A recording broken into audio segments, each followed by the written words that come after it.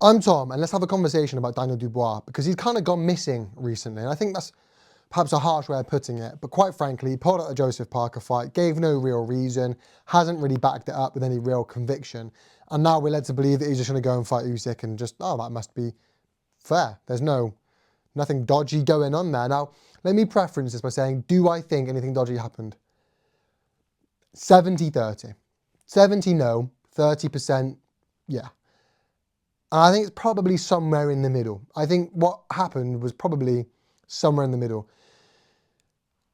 He was meant to fight Joseph Parker, and he pulled out the Joseph Parker fight because he was ill. There was no proof given. There's still been no proof given. No rescheduled date. There's no news of Joseph Parker getting the shot he rightfully deserves. Now he's meant to fight Usyk. I know, Billy Nelson and Frank Warren have a bit of a relationship, and there's some dodgy deals that could have gone on. It just all seems a bit too good to be true. So what happened was he was due to fight Joseph Parker on the biggest card ever. He meant to fight Joseph Parker on the biggest card ever. Now, when you're meant to fight someone on the biggest card ever, naturally, especially as a co-main event, you get a lot of publicity from this. So he got his name out there, spread the word that he was on the biggest card to have ever existed, co-maining. Got through the press conferences, got through the fight week, got all the sort of press he could, and then days before he pulls out, stealing all the headlines again away from the main event.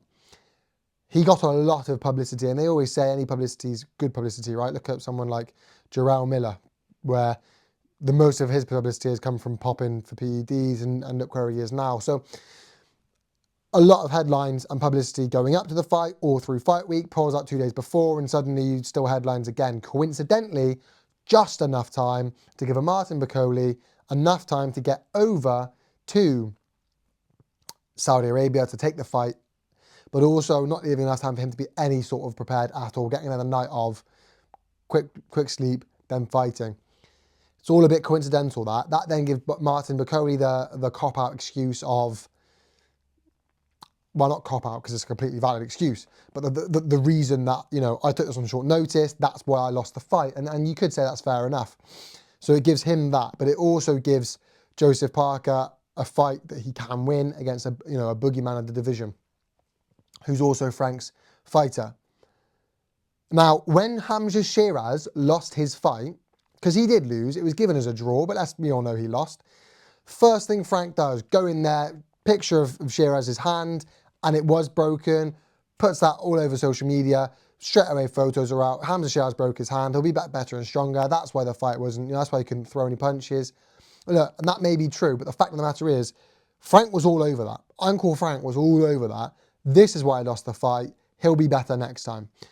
Well, hang on a second, why didn't you do that for Dubois? We're led to believe that, firstly, Frank's story and Dubois' story are different stories. They can't even agree on the same thing.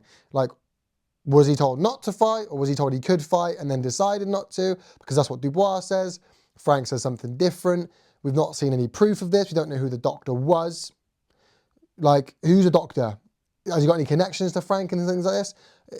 Why are we just believing? Okay, yeah, what Frank said must go then. With no proof. But then he shows proof of Hamza Shiraz's hand. Doesn't add up. It doesn't add up. And, it's kind of been radio silence.